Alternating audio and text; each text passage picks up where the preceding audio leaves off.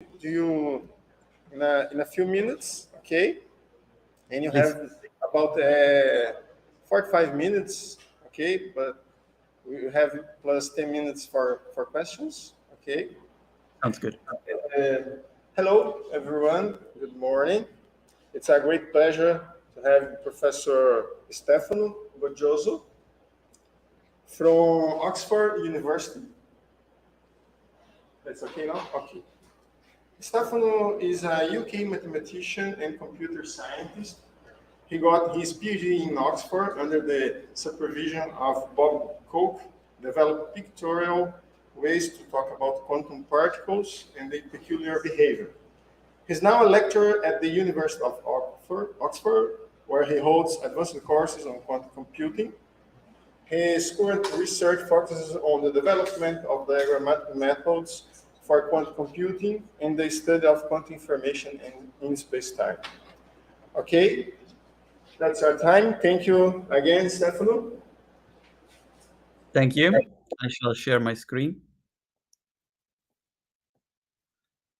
And entire screen. Okay. You should be able to see the presentation right now. Tell me if not. Yes, you can Very see your good. presentation. Excellent. Thank you for confirming that. Okay. I guess this is good afternoon, or well, late morning there. It's 7:15 where I am in Seattle right now. I am Stefano. Thanks for the introduction. I work at the University of Oxford, where I lecture quantum computing, and I collaborate with an integrated quantum computing company known as Quantinium, which is based in the UK and the US. Bob Cook, who was my supervisor and is my co-author for this new book, Quantum in Pictures, is the chief scientist at Quantinium. So there's sort of a very strong academic industry connection when it comes to these diagrammatic methods to reason about quantum computing. First, I thought I'd refer you to a couple of textbooks in case you want to learn more, go deeper into the kind of techniques that I will introduce today. One of them is Picturing Quantum Processes on the right. It's written by Bob Cook and Alex Kissinger, Bob at Quantinium and Alex at the University of Oxford with me. It is a 900-page book. It is very comprehensive, and it has been used for almost 10 years now, maybe 8 years at the University of Oxford to lecture our quantum computing courses using these diagrammatic techniques. And then there's a baby version, a newer book, Quantum in Pictures, which is aimed at a younger audience, doesn't have the same mathematical prerequisites, and it introduces these techniques as a way to learn quantum computing from scratch if you've never seen anything like linear algebra or Bra-Ket notation. Throughout this talk, I'm not going to use any Bra-Ket notation or traditional formalism. I will refer to it just for reference, but it's not necessary. So if you're not familiar with Bra-Ket notation, it's not a problem. You're just going to learn a different way of reasoning about quantum circuits and quantum computations. To motivate the reason why these techniques are powerful, I'm going to talk about a simple optimization problem that people look at in quantum optimization, which is known as the max cut problem. So say that you have a graph, and like the 6-node graph in front of you, and say that you can only color the nodes red and blue, and you get a few different combinations. In this case, you get 64 possible ways of doing this. And say that as your goal, your optimization problem, you want to maximize the number of edges which connect a blue node and a red node. So they're known as cut edges in a certain sense, the edges between nodes of different colors. Okay, this is it's very simple. It sounds academic, but this problem is actually very general. You can encode many more interesting problems into this if you do the translation right. So people study it because it is very easy to formulate, very easy to look at the quantum algorithms that attempt to solve it, but also it is a very expressive problem. And so, for example, we have solutions of different qualities here on the screen. From the left, there's a coloring of these 6 nodes, which only cuts 2 edges. there's these edges between 0 and 2, and 1 and 2, and then there's one in the middle that cuts 3 edges, a coloring that cuts 4 edges, and then the best one that we could find for this particular graph, which cuts 5 of the 6 edges. There is no way to cut 6, so this is actually an optimal solution. And so this is classical combinatorial optimization. It has nothing to do with quantum yet. And so the way that people solve or attempt to solve these problems using quantum computers is known as the quantum approximate optimization algorithm, or QAWA. And QAWA is fairly simple to state. If you have 6 variables, you take 6 qubits. If you have n variables, you take n qubits. So 1 qubit per variable, and you prepare all of them in the plus state, which I will denote with this notation. I will talk about this diagrammatic notation and why it is so helpful later on. But for now, just think of it as it's a way to draw the plus state. Okay, every qubit starts in the plus state, which is this little blob, and then we use CNOTs to create correlations or entanglement between the qubits. And so each CNOT gate takes 2 qubits in, has 2 qubits out, or well, it acts on 2 qubits if you want. There's a qubit that comes in from the top, a qubit that comes in from the bottom. And then you can imagine that there's a line that connects the two, which is kind of like a virtual qubit that mediates the entanglement or mediates the interaction. So if you come from a physics background, you may have seen Feynman diagrams, and these are quite similar to Feynman diagrams in a sense. That's one possible way of understanding what the CNOT does. There's 2 qubits that sort of come together, and then a virtual qubit that mediates the entanglement and entangles them. Then you can do some rotations. In this case, Z rotations, Z-axis rotations. In QAWA, these are parameterized rotations, so the angle is something we can train on. And you use CNOTs and rotations to create these blocks that looks like sandwich rotations, CNOT, rotation, CNOT. And you will have many of these blocks in the program. So QAWA takes this unit block and just repeats it throughout. How does it repeat it? Well, it repeats it for each edge of the graph. So for this edge here in orange, we get this block here. Then we move on to the next edge. You get a different block. So you see the qubits that are acted upon by the CNOTs and the rotation are the ones corresponding to the endpoints of the edge. And then you repeat this, another edge, and then another edge, and then another edge, and one more. And that's it. This is sort of the basic structure of this particular program. It's a recipe. It doesn't tell you anything about why it works. It's just, if you're told implement QAWA, you learn that this is how you implement QAWA, and that's fine. Now, you complete each layer of QAWA with some x-axis rotations. They're sometimes known as mixing rotations. And again, it doesn't really tell you why it works, but this is the recipe that you're given, and you sort of stick to it, and you want to implement it and run it on a quantum computer, so you just go ahead and do it. And these are also parameterized. There's some gamma parameter which you can tweak to improve the quality of your solutions. And then at the end, you do maybe 1 layer, 2 layers, 3 layers, however many layers you have the capacity to do on your machine. Then you measure your qubits, and just briefly, what happens is you get a bunch of bit strings. You collect these bit strings, running your program hundreds of times, and then these bit strings actually encode solutions to your problem. So in QAWA, what happens is each 0 or 1, for this specific problem, each 0 or 1 is just a color that you assign to a node. So the string 0, 0, 0, 1, 0, 0 has 0, 0, 1, 0, 0, 0. So they are the colors assigned to the nodes of the graph. And what you would do then ordinarily is just repeat this and optimize the parameters with some classical feedback, classical machine learning, until improved sort of the average solution quality, until you're happy that you have a sufficiently high probability of sampling your good solutions to this problem.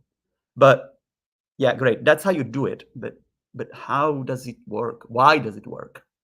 How do we understand the working of something like this? What is a good way to sort of see quickly with simple techniques why this particular circuit in front of me produces good solutions for this particular graph that created it?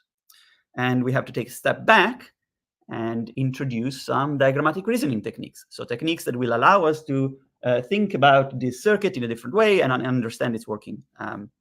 And the basic ingredient for these techniques is known as spiders.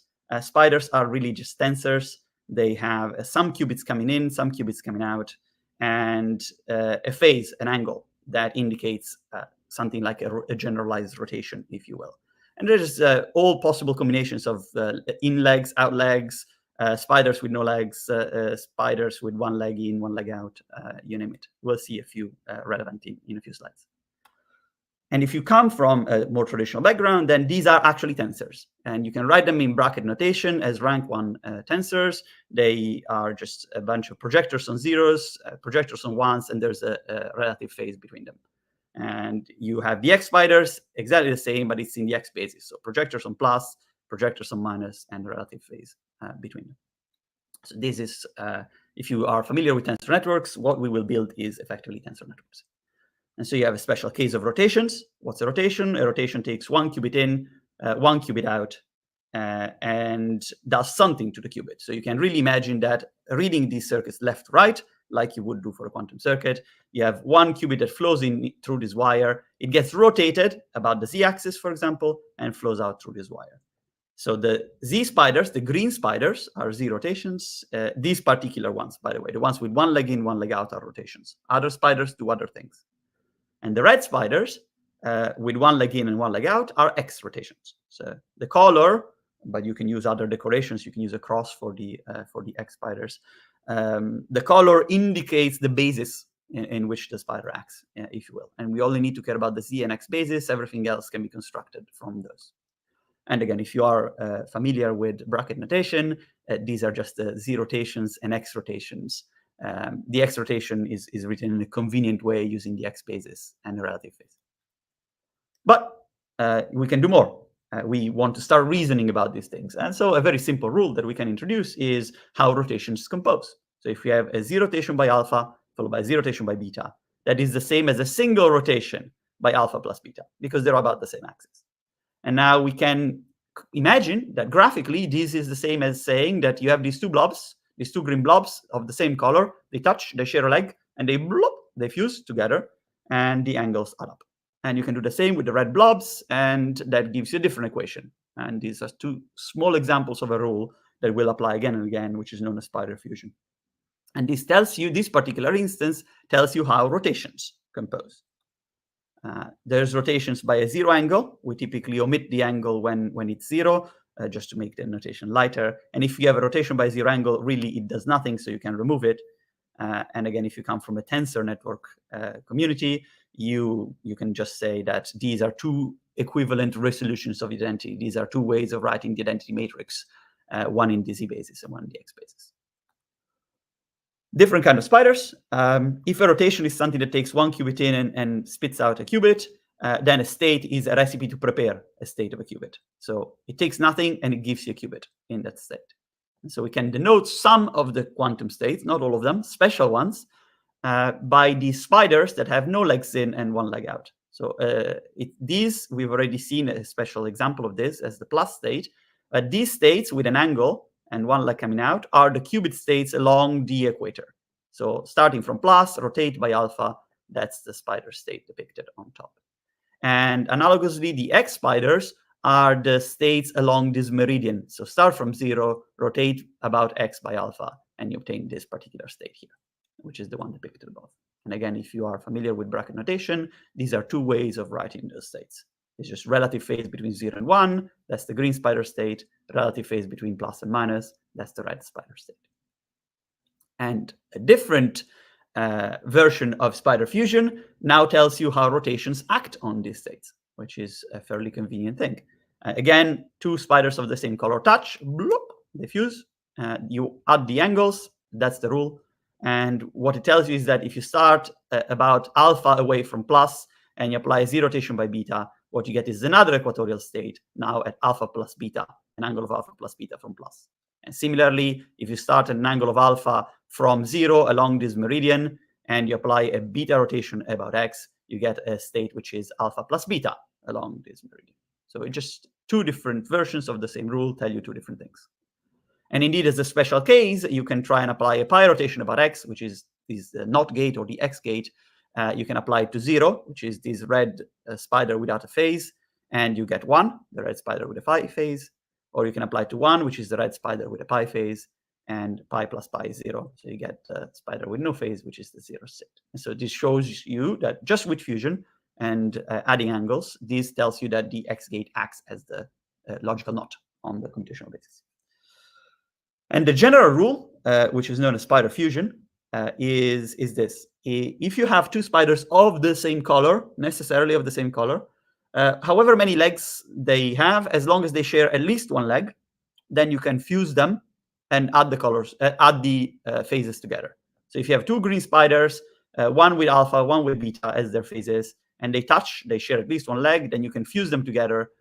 All the legs on the left, all the legs on the right remain are now attached to this one spider. The angle is the sum. And you can do the same with two red spiders. You can't do it with one red and one green spider. Those don't fuse. But spiders of the same color, as long as they're connected, you can fuse them together. And one thing which is, which I think I should clarify, is that if you have certain legs which are not contracted, not fused, those remain. So if you have N1 legs on the left and M1 legs on the right of the top spider, N2 legs on the left and M2 legs on the right of the bottom spider, then the new spider has the sum of the phases, N1 plus N2 legs on the left, M1 plus M2 legs on the right. So this is, if you come from tensor network, from a tensor network community, this is just tensor contraction. So it's a special case of tensor contraction. If you are a tensor network people, you can really think that these are special tensors, and we have figured out that there are rules that allow us to simplify our tensor networks without actually having to perform the calculation. We don't have to numerically contract. These rules tell us how to contract. They tell us the result of the contraction without having to actually explicitly calculate it. So now we can take some of these spiders and combine them in a different way. We've seen rotations, one leg in, one leg out. We've seen states, no legs in, one leg out. And now I'm going to take different kinds of spiders. Two spiders with 3 legs, 3 legs each. One green, one red. And I'm going to assemble them into the CNOT gate. So now this looks like it is just notation for the CNOT. It's like conveniently similar to the one that you would find in a quantum circuit. But actually, this is an expression of how the CNOT decomposes of factors as a tensor network. So these are actually building blocks, smaller logical building blocks, tensors, that tell you that the CNOT is special. It factors through this virtual qubit. And indeed, you can, if you want, by analogy to Feynman diagrams, think that the vertical line that connects these two spiders, that's contracted, if you will, well, not really. Yeah, it's contracted. It's just they don't fuse. Is a virtual qubit that mediates entanglement, much as if you have two electrons that exchange a virtual photon, the virtual photon mediates the electromagnetic force between them. And so let's look at the classical CNOT and then figure out how the quantum CNOT arises. The classical CNOT, you have a control and a target. 2 bits flow in. The control bit gets copied. One copy goes out in the control on the control side. One copy flows down towards the target side. The 2 bits on the target side gets XORed, and that's how the control knot works. So 0 XOR B is B, 1 XOR B is not B. So depending on the value of the control bit A, you get different values for a target bit. So this is how the classical CNOT works. And the quantum CNOT is constructed kind of by analogy. In fact, it's constructed by quantization, if you will. So there's 2 sides to it. You can interpret the spider on the top as the copy part and the spider on the bottom as the XOR part. And you just make quantum versions of these 2 operations that act like that on the computational basis. And so, for example, the copy will be a copy on the 0 and 1 states. That's the tensor at the top. And the XOR, well, the XOR, this is just a spider, so I will use the definition of the spider, and then I'll just prove very briefly that this acts as XOR. So this is not a new definition. This is just how spiders are defined. Spiders are a family of these tensors. The special cases with 1 leg in, 2 legs out gives you this. The special red spider with 2 legs in, 1 leg out, and no phase gives you this. And now I have to show to you that they actually work. Well, for the copy, it's kind of obvious. It takes 0 and produces 2 copies of 0. It takes 1 and produces 2 copies of 1. And so we get this copy rule. This is a diagrammatic rule that encodes this this particular expression for the tensor. So if we plug in the 0 or 1 state, remember that 0, 1 are the 0 and pi spiders with a red color. So this bit tells you whether you have 0 or 1 in the computational basis, in the Z basis. You plug it into this copy map and you get 2 copies. But only for those 2 angles, only for 0 and pi, not for other angles, because that would violate no cloning. So this is a copy map for the copy gate for the Z basis only. And then there's the other spider, and the other spider is technically written like this. It takes 2 plus and returns a plus, or it takes 2 minus and returns a minus. This is the tensor expression for it in Dirac notation. But we also know one rule now. We know how to fuse things. So we can take this red spider with 2 legs in, 1 leg out, plug into computational basis states, A and B, so two bits, but encoded as Z basis states. And then we apply fusion. There are 3 red spiders. They touch by legs. We can fuse them together. 1 leg out remains. And what we get is the sum of the angles. So instead of having A pi and B pi, we have A plus B pi. But A plus B pi is just XOR B pi, right? Because 2 pi is 0. So you can change this into XOR. And you learn that in terms of tensors or Dirac notation, this particular expression is actually equivalent to writing the XOR on the computational basis. It's the same. They are the same. You can do the computation by expanding the plus and minus states. There's a lot of cancellations, and what you get is exactly this expression here. But you don't have to think about Dirac notation. Dirac notation is kind of irrelevant. All you have to know is this fusion rule. The fusion rule tells you that this spider behaves as XOR on the computational basis. And so now we can really check that the CNOT gate is the CNOT gate. How? Well, we start with a CNOT and a control qubit, which is in the state B of the computational basis, so either 0 or 1, which has this B pi. So it's either 0 or pi, the angle. And then we apply the copy rule. This state gets copied through the 2 legs of the green spider. So the green spider goes away, and we now have 2 copies of the same state. 1 is attached to the output on the control side. 1 is connected to this other red spider. Now we have 2 red spiders touching by a leg, so we can fuse them, add the angles, and we get these B pi at the bottom. And this is already telling you that this is a control NOT gate, but just to be explicit, we can look at what happens when B is 0 and B is 1. When B is 0, the top is in 0, the control is in 0, and the identity is applied to the target, so there is no change to the target. When B is 1, the top is in 1, the computational basis state 1, and the bottom has a pi rotation about X, which is the NOT gate, as we've already seen.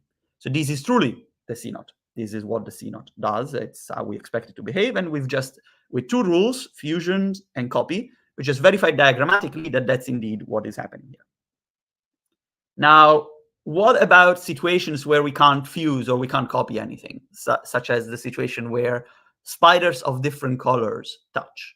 A simple example is what happens when we have 2 alternating CNOTs. It turns out that this particular situation is very common. This kind of pattern where you have a square of green, red is super common. And so there's a rule that deals with that. In fact, that rule is necessary to make things complete, so to make it possible for us to reason about arbitrary quantum circuits. And the rule just says that you can take these 2 alternating CNOTs, you can pop the square, if you will, the square goes away, and you get a CNOT and a swap. So you get a CNOT where the colors have been on the left, the colors have been sort of reversed. 2 legs are straight, 2 legs are crossed. However, it doesn't really matter that they're left and right. You can apply these rules in any order you want, as long as you keep track of where the legs are. And you just have to be careful not to apply to arbitrary squares, okay? So the left one is the correct one, green, red. So alternating Z and X spiders on a square, that's where you apply this rule. If you have something like the right 3 situation, something else happens. This is not the rule to apply. In one of them, you can fuse the 2 green and red. In the second one, you can fuse the 4 green. In the third one, you can fuse the 4 red. And what you get is the CNOT with sort of straight legs and crossed legs in the correct case. In the other cases, you get some results from fusion, and it turns out that this one can be further simplified, and it just becomes disconnected. So really, when you pop these squares, just make sure you pop alternating cycles, squares of Z and X spiders, so green and red spiders.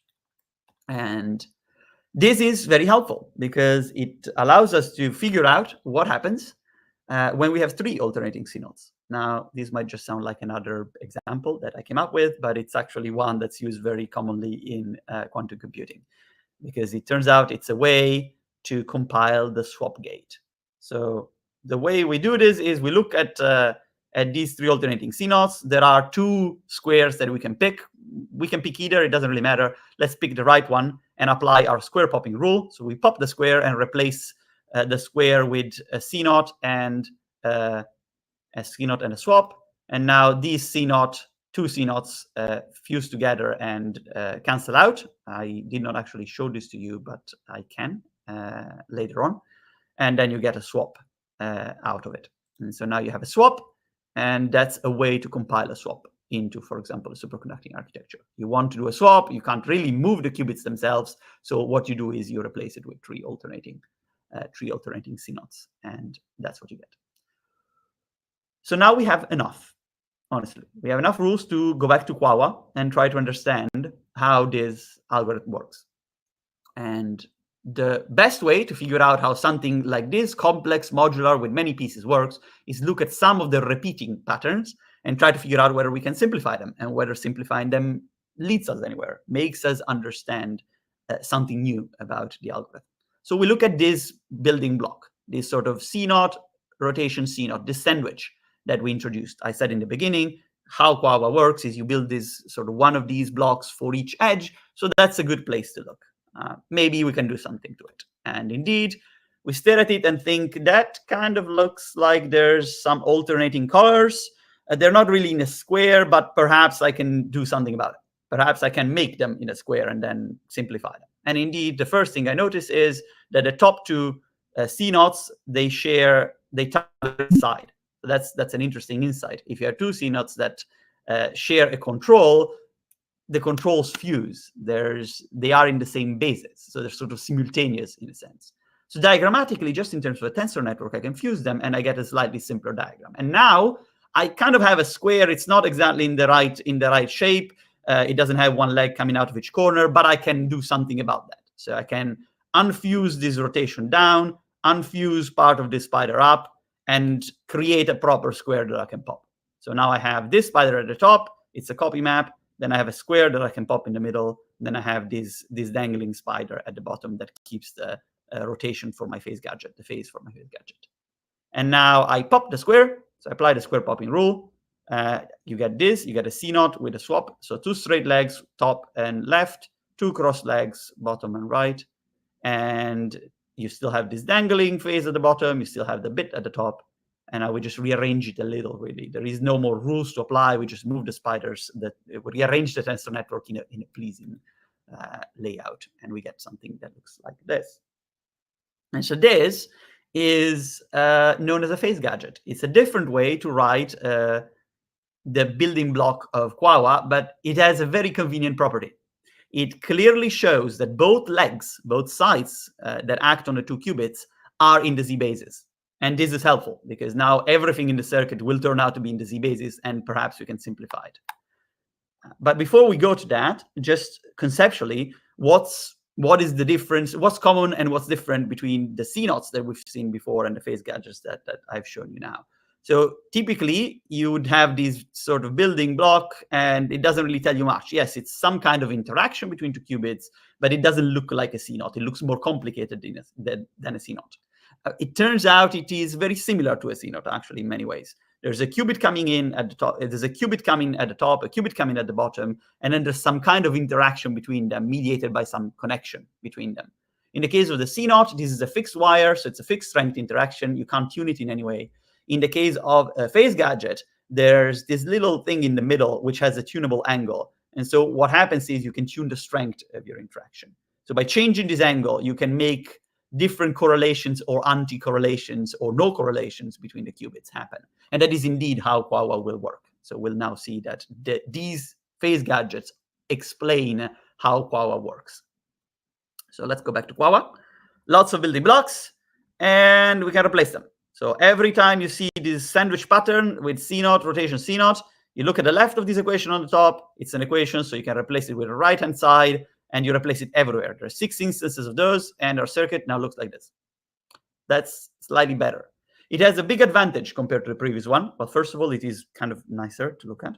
There's fewer pieces, but all of the qubits have some green stuff on them.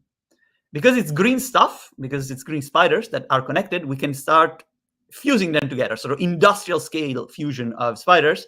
And we look at the leftmost, and we fuse it. Then we look at all of the other ones. So we have these plus states. It turns out there was a good reason to depict these plus states the same color as the z rotations, the same color as the control side of the CNOT. It's because they're made of the same stuff. We can fuse them and simplify them. So we fuse all of the plus states at the top into some of these green spiders on the legs of the phase gadgets, and our circuit becomes simpler. It's like this.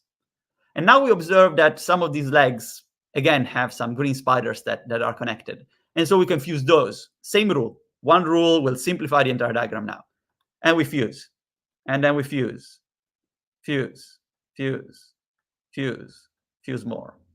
So I've just effectively fused a bunch of tensors, and sometimes rearrange them. Like this is not a fusion. This just rearranges it a little to look a bit neater. But by fusing spiders of the same color, I have now simplified my algorithm.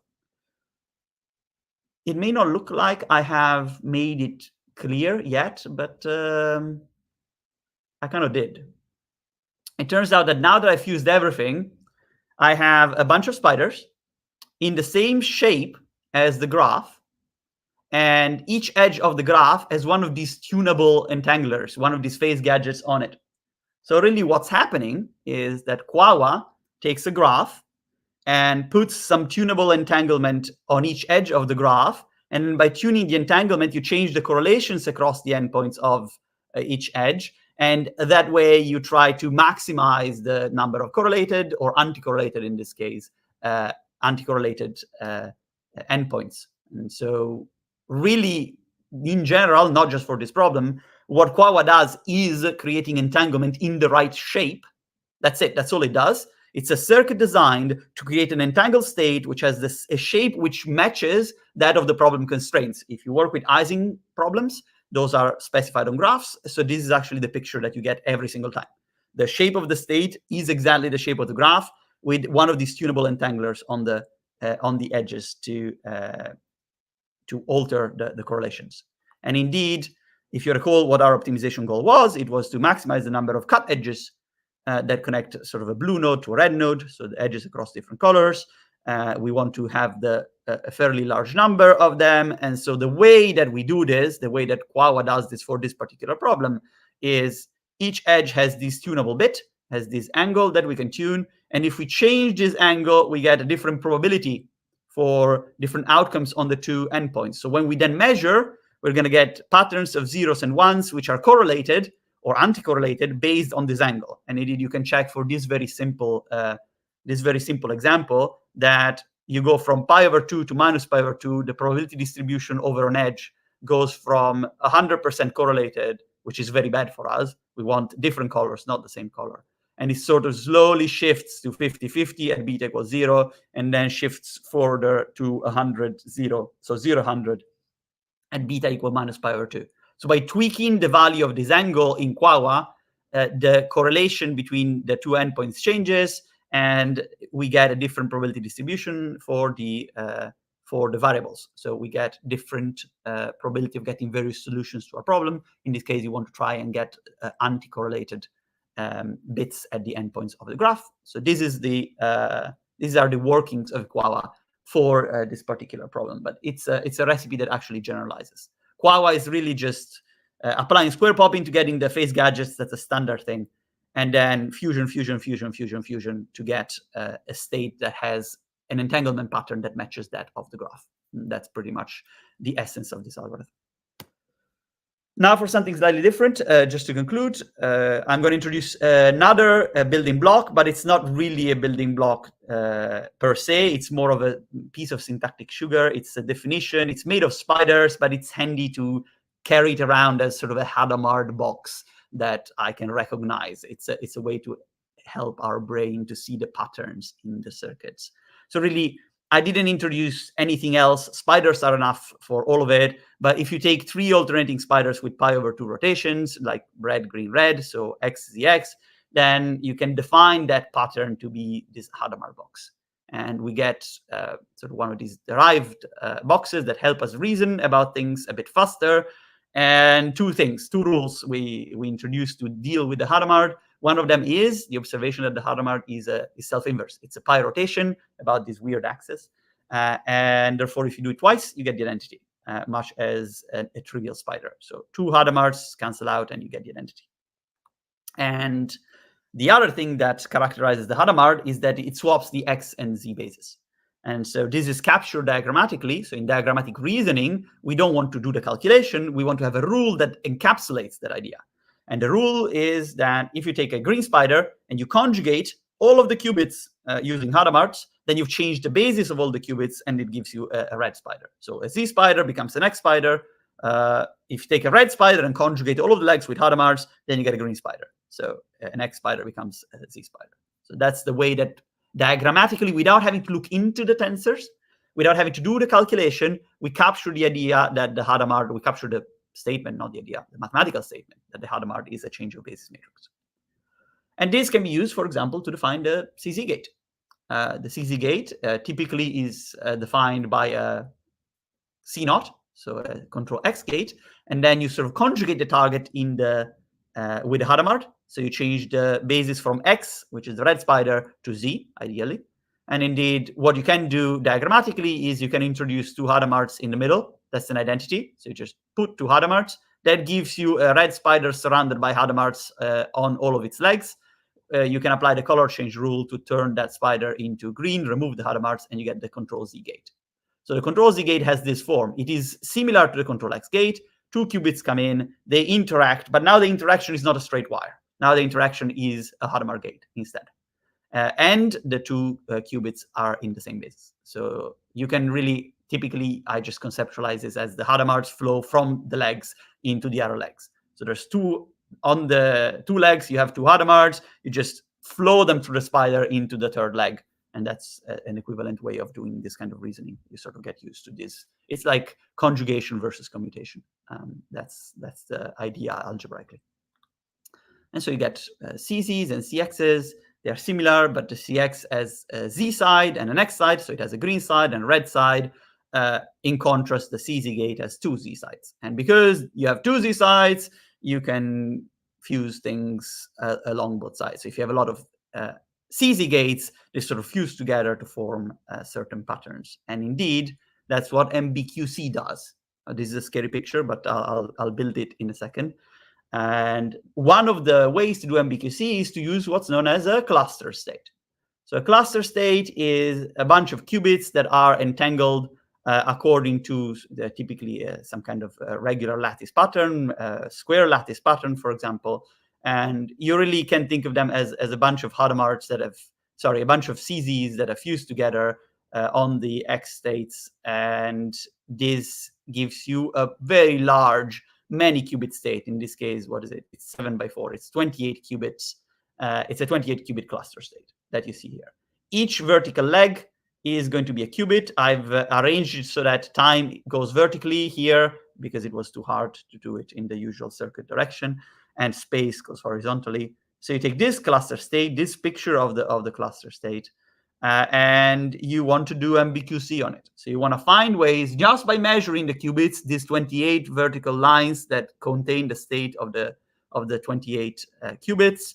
You want to measure them in specific bases, and you want to use that to perform computations without actually having to apply any further gates to it. So just by measurement, you want this to become some kind of circuit. For example, let's say that we want it to become this circuit.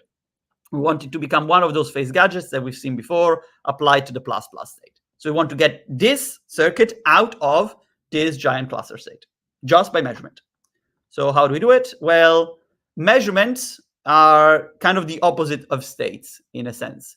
So you can, much as you can take a cat, which is a state, and turn it into a bra, which is the effect of a measurement, you can take a spider with one leg that comes into it and interpret that as the result of a measurement. So these kind of spiders are the spiders that you see here with one leg in and some b pi. They are the x basis measurements in this particular case. So one qubit comes in, nothing comes out, but there is a bit that comes out. this bit b is random. It's not in our control, but we can depict the result effectively of performing the measurement, much as you would put a bra in an ordinary Bra-Ket computation. Here you can put one of these spiders to depict the outcome of this measurement. And we measure the qubits of this cluster state in various ways. We measure some of them in the x basis. Those are the green spiders. Remember that the green dots were the plus and minus state. So this is the x basis measurement.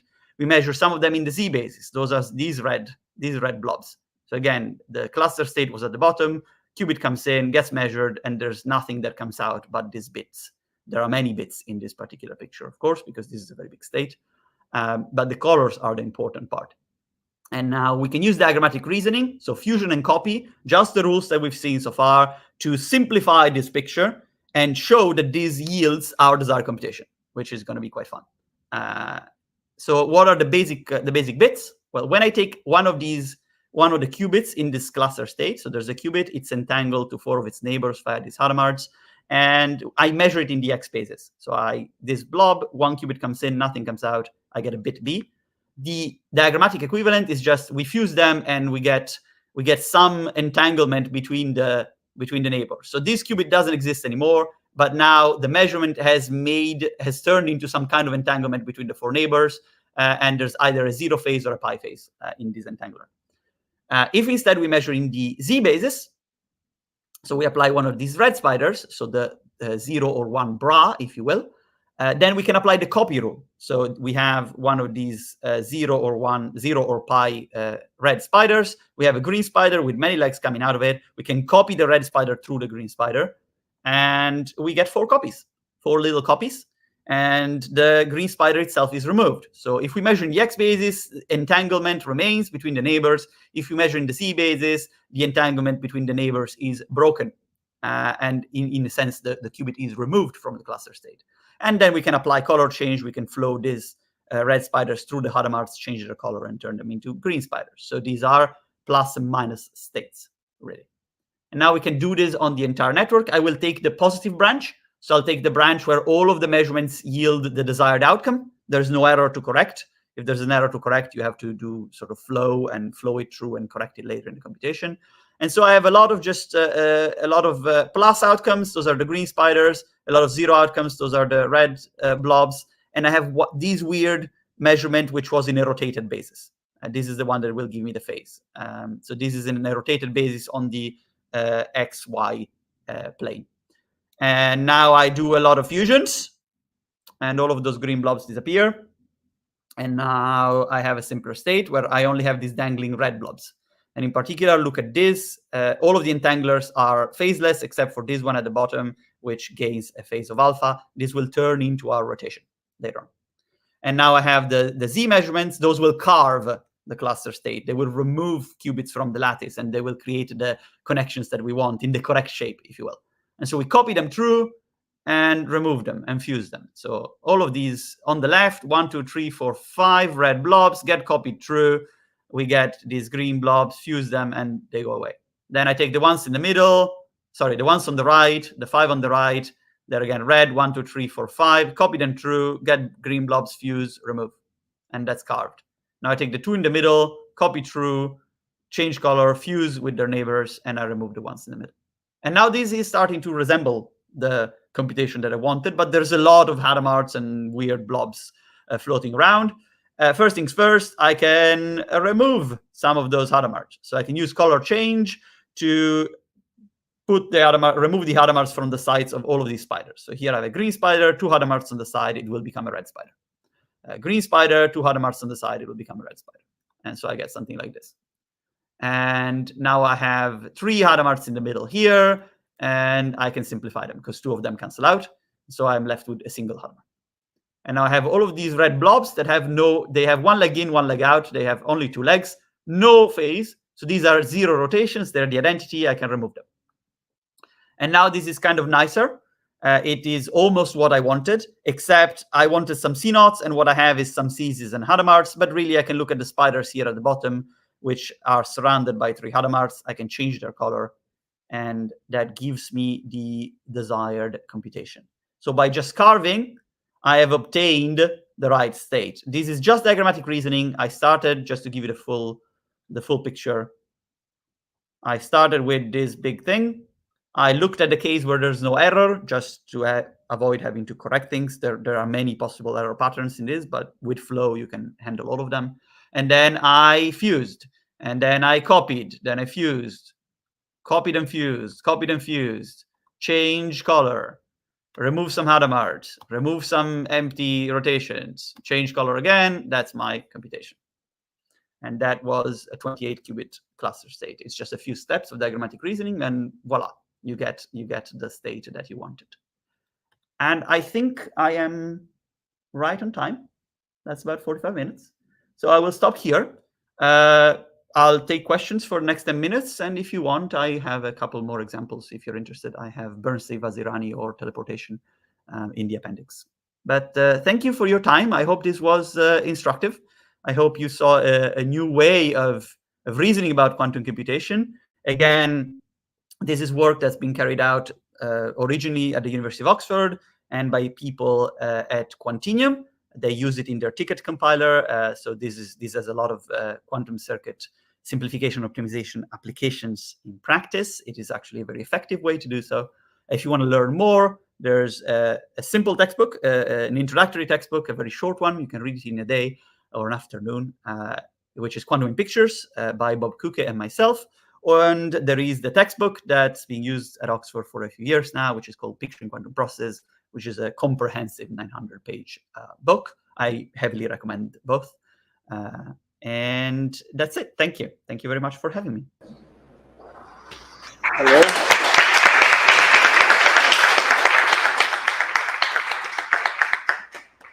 Thank you, Stefano. Now we have time for questions. Okay. Could you come here? Stefano, we're going to try this. Just a minute. Can you talk here? Can you hear me? Yes, I can hear you. I can hear you well. Okay. I've been thinking a bit about graphs, and you talked about how they can be represented using this DX calculus. And I've been thinking about natural language processing, because thread synthesis, they are but graphs. Nodes are words, and grammar is the connecting wires, so to say. So how can this be applied to quantum natural language processing? So, okay, I'll speak a bit lower. Hopefully you can hear me. So you can, there's a very big stream of work by, say, Bob Kuke and collaborators on applying diagrammatic techniques to natural language processing. It's actually one of the reasons why some of these techniques were developed over the years. You can indeed think about circuits composed of grammar and nouns and verbs as diagrams, connect them, then compile each little bit into a quantum circuit snippet, and then assemble a full circuit for your computation out of that. So there's quantum natural language processing papers that sort of show how this whole process works. I can give you some references if you'd like. I can post them in the chat, or I can send them through. Thank you. Look for them. Thank you. Okay, thank you for your question. More questions? No? Okay. So I have a question here. I was wondering if it would be possible to understand the limitations imposed by the gates of the Clifford group. And in order, if I inject some magic states and I provide universal computation, I was wondering if your diagrammatic way it's more easy to to understand this process, I mean, this change from non-universal to a universal computation. To some extent, yes. There's a bit of feedback, so I'll lower my volume. To some extent, yes. There are a lot of techniques that work specifically for pi/2 phases. So for the Clifford fragment, indeed, the original proof of completeness for the ZX calculus, which means the statement that the completeness and ZX calculus, which is calculus. Fantastic. I can't type. There we go. So this was the thesis by Miriam Bakens. And a part of this, the completeness results, which is the results that tell you how you can do diagrammatic reasoning for a lot of different things. One of the original completeness results was completeness for the Clifford fragment. So there's a question of which rules are sufficient to, there you go, scalar free stabilized ZX calculus. So there's a question of which rules are enough to reason just about the pi/2 phases and what happens if you add T gates. And there are there's a lot of work since from 2013 to 2017 about this. I'm just looking for the picture with all the rules. I don't remember exactly where it is, but it's somewhere here. At least you see a proper paper that does this. It's probably at the start. There we go. So there's rules that are enough to do all of Clifford computation, and then you add pi/4 phases, and you ask how many more rules do we need to do everything. That's been the question for a few years.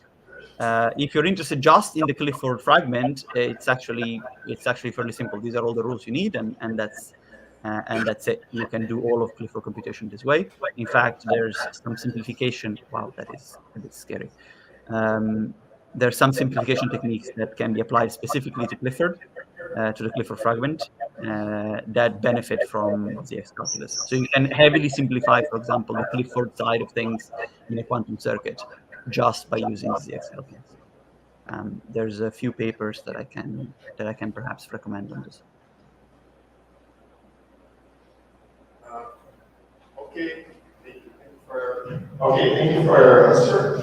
If you don't have more questions, no? So let's thank Stefano again. Thank you